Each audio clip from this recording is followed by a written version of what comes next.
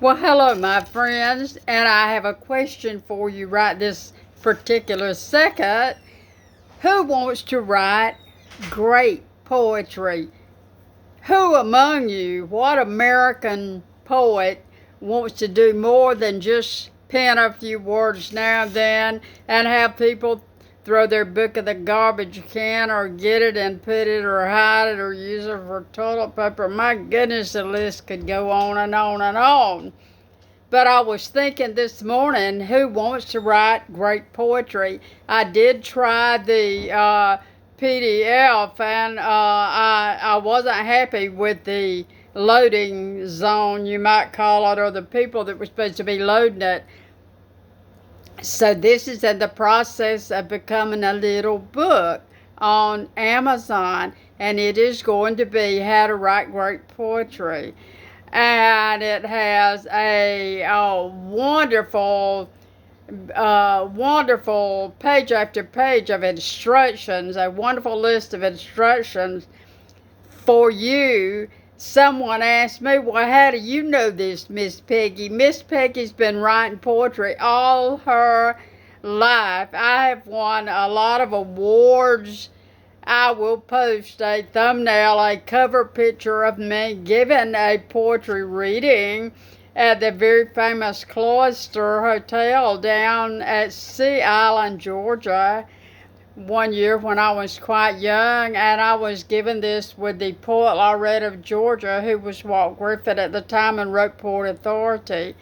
So I have been able to give poetry readings at invitation and appear before great crowds. This was a crowd of political elites, U.S. Congresswomen, and so on and so forth were in this audience. I had a U.S. Congresswoman come up to me after the poetry reading and she said, I love your writing, and do you live down here? And I said, no, but one of my mentors lives down here and some of my great writing friends. And she said, well, who is the mentor? And this is the name that you might have heard. And my mentor down there was my great mentor, one of the very best in Southern writing history, Eugenia Price.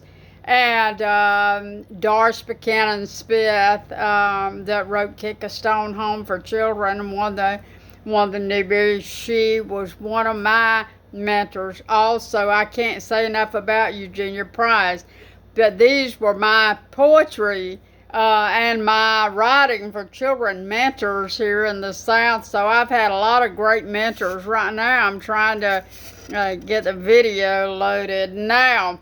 The video is in the process and they're being loaded. It is how to write great poetry. I decided to stop with the PDF stuff very quickly because I had several people that tried to load that PDF and were not able to load it.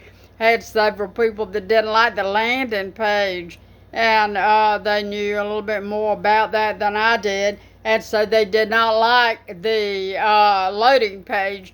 And so, look, you know what? I'm just like you guys. I'm learning this online navigation here, and I thank the Lord for it. But I'll tell you, I have learned so much by being on YouTube. There ain't nobody on YouTube that loves YouTube like I love YouTube. I love YouTube, and I am learning the navigation of how to get around on it. I've gotten some letters about some brands that kind of want to get on my site and do some advertising. Not going to take you but a minute. I wanted you to know that this poetry manuscript is going to become a little book in about 2 hours. It's going to be finished loading to Amazon. It'll be a little small paperback guide. I tell you what, it may be a little bit like Strunk and White. I don't know how little it's going to be, but I can tell you that it is going to be a wonderful poetry guide for you all, and it's called How to Write Great Poetry. The news about the Halloween book. The Halloween book is up there in e-format. I had a ran into, you're always doing this. I'm always jumping the gun. I can't keep a secret, okay? And I get so excited because I want to share with you about writing. I want everybody to write poetry. Oh my goodness. And I want you poets that are out there just slinging hash and writing all this junk and this ranting and raving. You stop that stuff.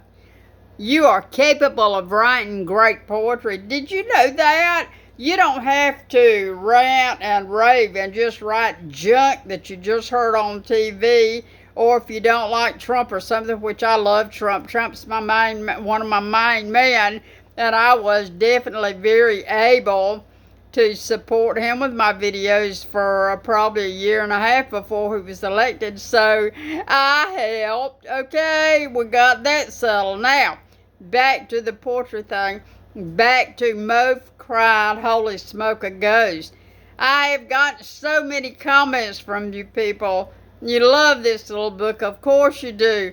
I've gotten comments from probably 10 teachers that are waiting to download this for their classroom Halloween projects. Oh, wow. Oh, wow.